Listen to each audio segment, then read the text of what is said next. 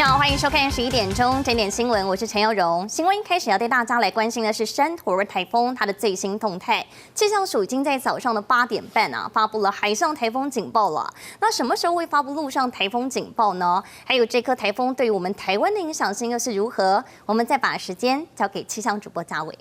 好的，佑荣，各位观众朋友，午安！马上来关心这个山陀台风的最新动态。刚刚佑荣提到了，在刚刚8点半左右已经发布了海上台风警报，最快的时间点呢，接下来在今天深夜呢就会发布陆上台风警报。如果以现在的时间点来看呢，基本上的暴风半径很有可能呢在明天的上午就会接触到恒春半岛以及东半部。但是让大家看看这个卫星云图，主要就是要让大家知道，它现在已经面临一个猛爆性的增长。它基本上来台湾之前是来一个 V 型的翻转，那在 V 型的话，先往南边，这在菲律宾东方的海域这个温度大概都来到30到31度，非常适合它急剧的增长。好，增强的部分呢，包括它现在是轻度台风，最快不排除在下半天就有可能来到了中度台风。来看它的眼睛已经长起来，大家都知道这个台风眼大眼渐渐在打开的时候呢，代表呢它的这个结构非常的扎实。接下来要面临整个下半天，然后会猛爆式的增长。接下来它的这个对流大喷发的话呢，也就是它吸了大量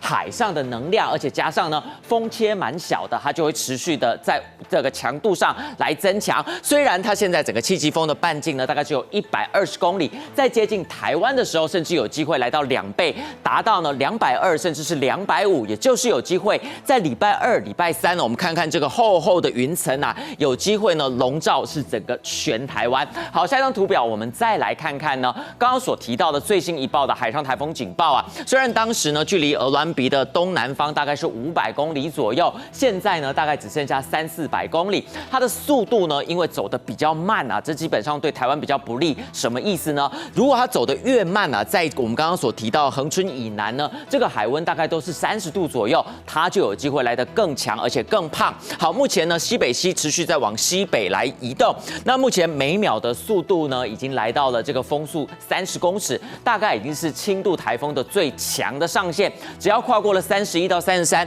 很快的呢，可能在中午或者是下午2点的最新一报，它就有机会升格来到了中度台风。好，目前来看到它7级风半径才只有120公里，但刚刚所提到了，在明天甚至是礼拜2呢，它在最接近台湾的时候，它的7级风半径有机会来到220或者是250公里。换句话说，它礼拜3的时候，在台湾的东海岸，到时候呢7级风半径它就笼罩全台湾。这就是为什么大家说，就有几率呢来放这个台风假。但是来看看呢，我们刚刚讲到的这个暴风圈碰到台湾的几率，目前看起来红色的区域呢，虽然扩大到连绿色都可能，但是最有几率当然就是红色这一块。我们看到呢，在礼拜2以及礼拜3呢，这2天基本上红色的区域已经是90%的台湾都在里头了。换句话说呢，在120小时之内，目前全岛让它暴风圈半径碰到都在80%以上，那几乎已经来到100%了，包括了像是绿岛兰屿以及恒春半岛都已经突破了95%以上。换句话说，礼拜2、礼拜3呢，风强雨大，全台几乎都有机会来碰到。不过接下来呢，我们还是很关注台风呢，观众想知道些什么？再把时间交给佑荣，大部分的民众还想知道一些什么样相关的问题呢？好，嘉伟，刚刚你有提到这个暴风圈侵袭几率看起来图片是真的还蛮可怕的。不过我现在要问的问题是大家最在乎的，就是有没有机会放台风假呢？那听说有机会可能放到2天吗？再把时间交给你了。好，大家非常关注的这个台风假，因为明天礼拜1就要上班上课了。好，来看看呢这个各国的这个路径，基本上呢几乎可以说是已经100%就是呢它在 V 型反转的时候，大概从东海岸这么一路的往北边。但现在来看看，如果往西边一点点的，像是中国的这个路径的预测，认为有机会从这个屏东了来登陆花莲再离开。那么如果我们往最西边，像我们自己的这个气象署认为基本上不会登陆，但无论如何呢，我们现在来看看，现在呢以这个动态来看，好，这个时间点快要落到礼拜2、礼拜3，好，礼拜3的白天这个时候呢，刚好它的这个路径刚好就在台湾的东侧的海岸，再加上它现在在整个变胖的过程，礼拜3呢是有机会全台放台风假的，但在礼拜2的下半天，这个时候就是要看看，如果它是从南边登陆的话，礼拜2甚至南部也都有机会。那么在北部的部分，主要呢现在大家会比较关注到的，就是说它的路径虽然然在这个东部以及呢，在这个偏东南部，但是现在要小心的就是刚刚所提到的，有可能有一个共伴效应啊。到时候如果北边呢，或者是在整个东半部，现在呢8个县市已经发布了大雨特报。如果接下来它的风势来得比较大，大家知道呢，虽然是由各县市政府来这个决定到底假要不要放，但我们从气象的科学根据来看，也就是4小时之内呢，暴风半径它会碰到来到了平均风速7级，或者是最强的阵风达到10级，就会达到呢这个放台风假的标准。因此目前从这个科学证据来判断的话，礼拜2跟礼拜3都有可能会放台风假，但是接下来这个路径还是有可能有一些的变化。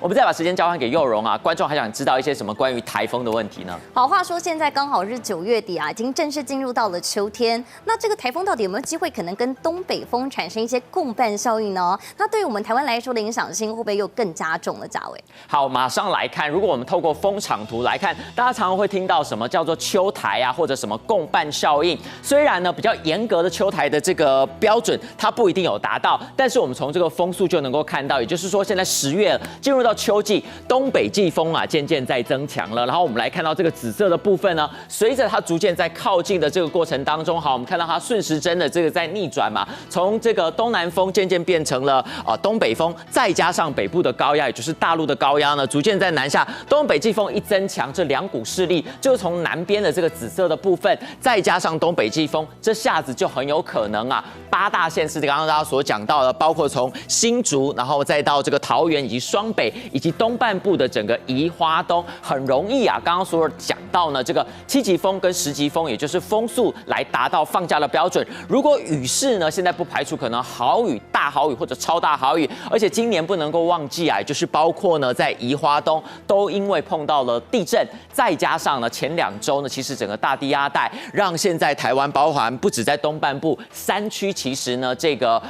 雨的这个水分的含量其实都蛮高的，就比较容易呢会让这个土石流的风险来得比较高。因此这个共伴效应啊，不只有强风，再加上豪雨，这么从礼拜1开始一路到礼拜4，就有可能会让这个台湾啊本身能受到的挑战就来得越来越大。因此在10月开始，不论它是不是秋台，共伴效应目前看起来从东北季风礼拜1开始陆续增强，是有机会让雨跟这个风对台湾的影响来得更加扩大。以上是这一节的台风最新快报啊。但如果我们从这个降雨来看看，明天的外围环流陆续呢看到非常明显，怎么半部西半部都还是这个空白的呢？就是因为受到这个中央山脉的影响，因此迎风面大概呢就从这个基隆这么一路往南切，粉红色的部分。礼拜2的礼拜3呢，如果随着它逐渐的北上啊，它另外的这个环流已经打进来，刚刚讲到的就从这个新竹啊，以及桃园以北，再加上呢整个东半部雨势会来得比较明显的，而且深紫色的从礼拜1这么连下3天的话，甚至不排除有机会来到700-800或者是上千，这对于东半部的山脉啊挑战会非常大。当然随着它持续往北之后呢，东北风还在持续，那么主要要小心的就是北部跟东部这雨可能会连下4天。以上是这一节的台风快报，我们再把时间交还给佑荣。